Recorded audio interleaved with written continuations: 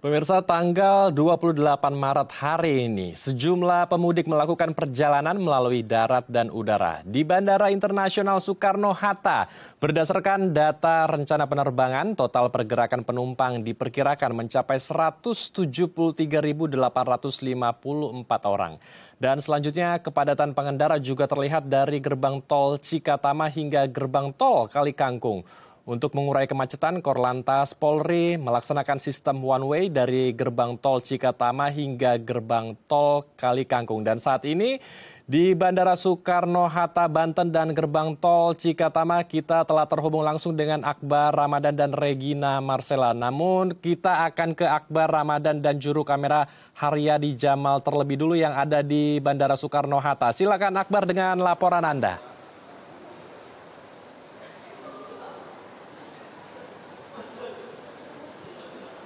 Baik Andrew dan juga pemirsa, di tempat saya berdiri saat ini yaitu di Terminal 2 Bandara Soekarno-Hatta, Tangerang, Banten. Memang terlihat calon pemudik di angkutan Lebaran 2025 ini mulai memadati pelataran terminal hingga ke check-in counter. Karena memang diprediksi pada hari ini merupakan hari pertama puncak arus mudik pada masa angkutan Lebaran 2025 di Terminal Bandara Soekarno-Hatta. Berdasarkan dari data yang kami himpun sejak pagi tadi begitu, total pergerakan penumpang di Bandara Soekarno-Hatta hari ini di puncak arus mudik pada hari ini itu mencapai 173.854 orang dengan total 1.156 penerbangan dengan 581 keberangkatan dan 575 kedatangan. Jika ini dibandingkan dengan hari sebelumnya, yaitu pada Kamis kemarin, ini bisa diprediksi bahwasannya pada hari ini jelas mengalami peningkatan karena data pada tanggal 27 Maret 2025 ada sekitar 167.327 penumpang yang diberangkatkan dari Bandara Soekarno-Hatta.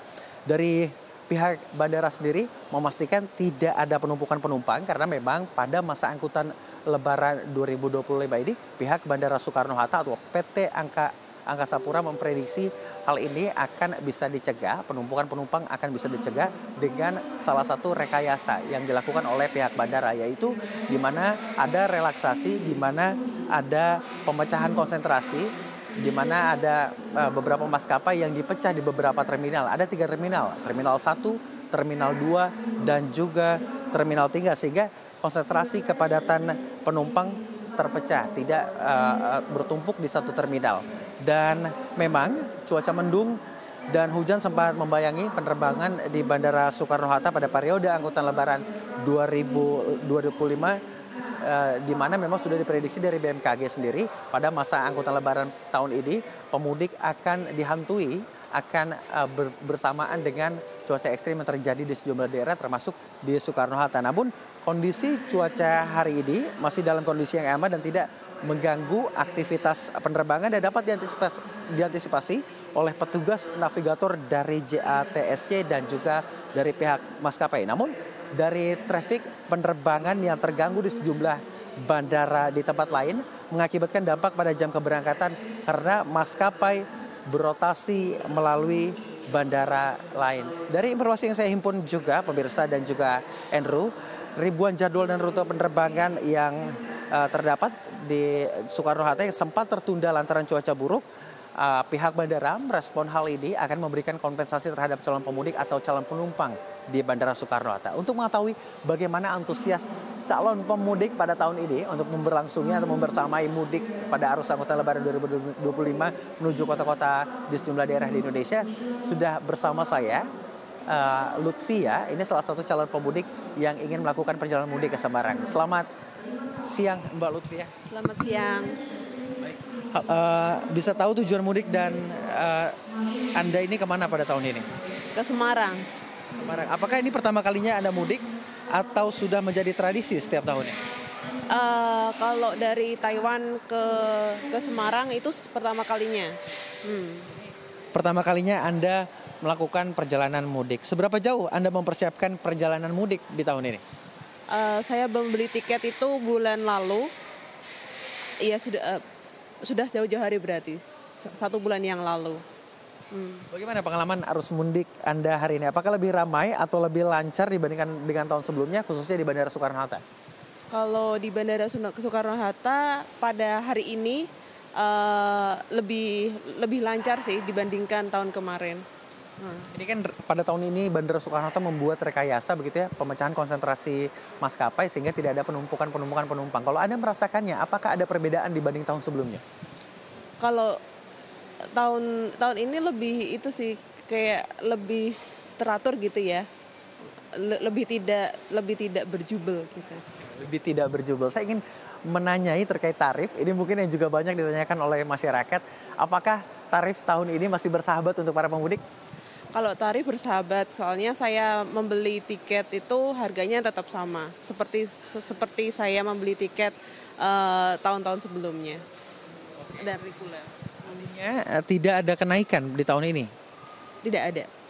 Baik, kalau Anda sendiri ini ingin pulang ke Semarang, apa saja yang sudah dipersiapkan untuk melakukan perjalanan menuju ke Semarang? Yang pertama ya nggak ada persiapan yang itu sih, yang bagaimana. Yang penting stamina gitu kan. Apalagi ini kan bulan puasa gitu. Ya. Baik Mbak, ini kan tentunya ada harapan pada mudik tahun ini untuk kembali ke rumah bertemu dengan sanak keluarga tercinta gitu. Harapannya pada masa angkutan mudik 2025 bagi Lutfia seperti apa? Harapannya untuk mudik berjalan dengan lancar gitu kan, ketemu dengan keluarga. Alhamdulillah pada mudik kali ini perjalanan saya dari Taiwan ke Jakarta itu lumayan lancar. Semoga perjalanan saya untuk ke Semarang juga lancar. Baik, terima kasih Mbak Lutfia datang dari Taiwan begitu ya. Ini tiba di Soekarno-Hatta untuk melanjutkan perjalanan menuju ke Semarang. Terima kasih Mbak Lutfia, semoga selamat sampai tujuan. Baik pemirsa, berikut adalah wawancara saya bersama Mbak Lutfia, salah satu pemudik yang melangsungkan perjalanan mudik dari Bandara Soekarno-Hatta ingin menuju ke Semarang. Dari data yang kami terima, memang PT Angkasa Pura di Indonesia mencatat jumlah penumpang Bandara Soekarno-Hatta pada 21 sampai dengan 26 Maret 2025 atau H-10 sampai dengan H-5 Lebaran mencapai 885.000 orang. Dengan jumlah ini dianggap naik 8% dibandingkan periode yang sama di tahun lalu sebesar 823.000 orang. Kembali ke studio, Andrew. Baik, jadi meski ada tren peningkatan pemudik di Bandara Soekarno-Hatta, namun ketika ada rekayasa ataupun skema yang dibuat oleh PT Angkasa Pura, jadi tidak ada penumpukan di sana ya. Oke, dari Bandara Soekarno-Hatta kita bergeser ke gerbang tol Cikatama. Di sana ada rekan kami Regina Marcella dan juru kamera Serolino Lamba. Regina, bagaimana dengan situasi terkini di gerbang tol Cikatama? Ya, Andrew dan juga pemirsa, di gerbang tol Cikatama atau Cikampek Utama ini memasuki 3 hari sebelum Hari Raya Idul Fitri masih dipadati oleh para masyarakat yang akan melakukan mudik ke arah tol Palimanan. Seperti pantauan tim kami dari tadi pagi, kendaraan yang melalui jalur sini masih cukup padat bahkan merayap. Mulai dari kilometer kurang lebih dari 35 hingga ke gerbang tol Cikatama yaitu kilometer 70. Jika dapat saya gambarkan, para kendaraan ini bisa menggunakan laju sekitar 40 sampai 60 km per jam mengingat dengan lalu lalang yang masih saja padat merayap. Bisa juga dilihat pemirsa dari antrian di gerbang tol Cikatama ini, antrian cukup panjang yang didominasi oleh kendaraan pribadi dengan plat B dan juga para bus dengan ukuran besar maupun ukuran kecil.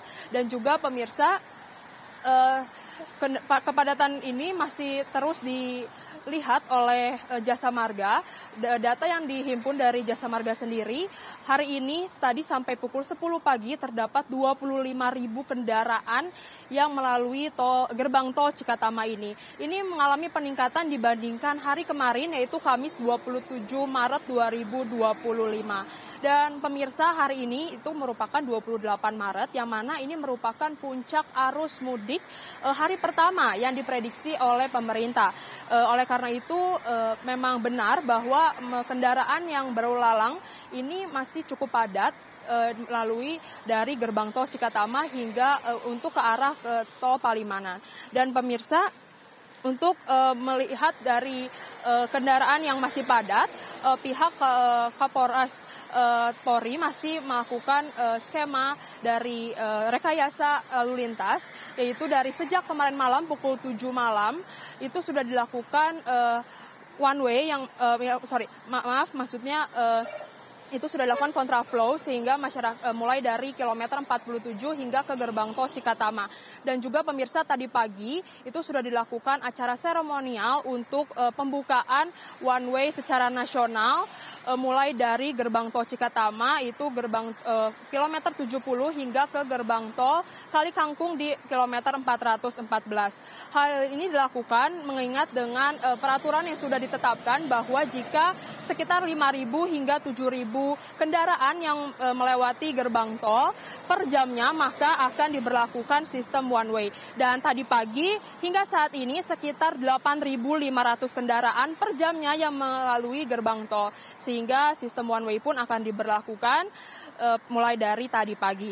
Dan pemirsa, mengingat hal ini sehingga para pemerintah pun menghimbau agar masyarakat itu tetap melakukan istirahat dulu jika dirasa lelah ke beberapa rest area yang sudah difasilitasi oleh pemerintah sebelumnya dilakukan peninjauan. Seperti pada rest area kilometer 57 itu masyarakat dihimbau untuk beristirahat sejenak dan pemerintah pun sudah memberi himbauan sekitar 5 jam sekali para masyarakat bisa melipir sebentar ke rest area dengan beristirahat sekitar 15 sampai 30 menit. Hal ini dilakukan juga untuk menghindari beberapa hal buruk yang mungkin saja terjadi. Selain dari beberapa fasilitas, ada juga posko kesehatan gratis yang disediakan oleh pemerintah agar masyarakat yang dirasa kurang enak badan bisa melakukan pemeriksaan secara gratis di beberapa rest area sepanjang dari tol Jakarta Cikampek sampai ke arah tol Palimanan. Dan pemirsa, selain itu pemirsa, dari BMKG sendiri pun sudah memberikan peringatan bahwa mulai dari hari ini itu merupakan puncak arus mudik sampai dengan nanti Hari Raya Idul Fitri itu akan disertai dengan hujan yang dengan intensitas kecil maupun sedang. Seperti beberapa waktu sebelum saya melaporkan, sekitar 1 jam sebelum sekarang ini baru saja terjadi hujan besar sehingga masyarakat yang akan melakukan mudik ke arah tol Palimanan bisa berhati-hati sehingga bisa melaju dengan pelan-pelan saja jika ada hujan ataupun seperti itu. Dan juga pemirsa, saya kembalikan ke Andrew yang berada di studio. Baik, karena cuaca sedang tidak bersahabat, jadi jangan terlalu memacu kendaraan dengan cepat. Dan pemerintah juga sudah melakukan rekayasa lalu lintas dengan menerapkan one way. Semoga arus mudik juga bisa berjalan dengan lancar dan tidak ada kendala, tidak ada kemacetan di sana ya.